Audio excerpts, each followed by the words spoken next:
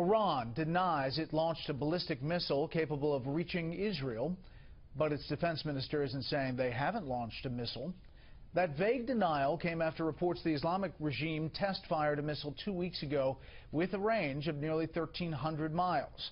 The latest test would be the third such launch since the U.S. and other world powers finalized a controversial nuclear accord with Iran, a deal that a top Obama administration official now says was achieved through extensive manipulation of the public and the news media.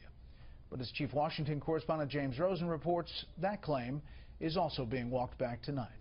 In a lengthy New York Times Sunday magazine profile, writer David Samuels quoted extensively from Ben Rhodes to portray the White House Deputy National Security Advisor for Strategic Communications as uniquely powerful in shaping President Obama's foreign policy, as contemptuous of the press and foreign policy establishment, and as downright deceptive in selling the Iran nuclear deal. There is no evidence that that ever occurred, and what I would encourage you and other critics of the deal to do is to look at the facts.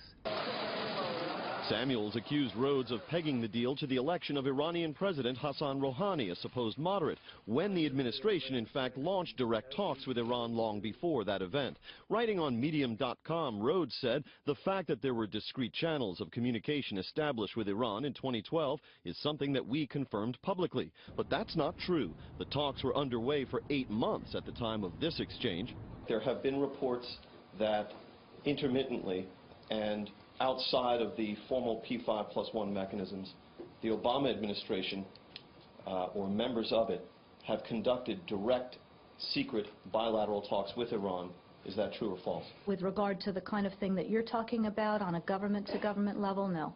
We made a concerted effort to provide information about the deal, to push out facts, Rhodes wrote, but Rhodes himself appears to have misled the public about the substance of the deal. Under this deal, you will have anywhere, anytime, 24/7 access as it relates to the nuclear facilities that Iran has. I can tell you I never uttered the words anywhere, anytime, nor was it ever part of the discussion that we had with the Iranians. Ultimately, the Iran deal included anywhere, anytime access only for Iran's declared nuclear facilities and not for suspicious sites such as the military base at Parchin. Conservative foreign policy analyst Michael Rubin is the author of Dancing with the Devil, The Perils of Engaging Rogue Regimes.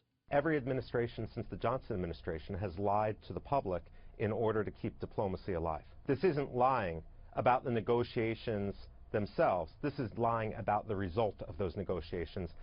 Late today, we discovered that the State Department's video of its December 2, 2013 press briefing, at which I confronted spokesperson Jen Psaki about the false statement made by her predecessor, Victoria Nuland, the one you saw in my story tonight, has itself, with the use of a white flash, been deleted from both the State Department's official website and from its YouTube channel. In that exchange, Psaki effectively admitted that the administration had lied to me because the diplomacy needed, quote, privacy. The State Department told me just moments ago it cannot explain this deletion and is working to restore the excised material. Brett. James, thank you.